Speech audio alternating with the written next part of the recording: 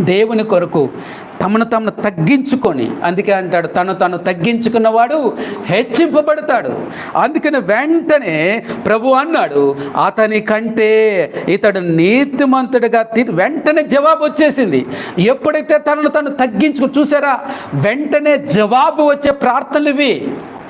జవాబులు వెంటనే రావాలి, సంవత్సరాల తరబడి వద్దు, వెంటనే జవాబు రావాలి నీకు. అంటే నువ్వు చేయవలసింది ఏంటంటే, మొట్టమొదటిగా నువ్వు పాపిని గ్రహించు, నీలో పాపలు ఉన్నాయని గ్రహించు, నీ తప్పిదలు దేవుని సన్నిధిలో ఒప్పుకో, పశ్చాత్తాపపడు, నిన్ను నీవు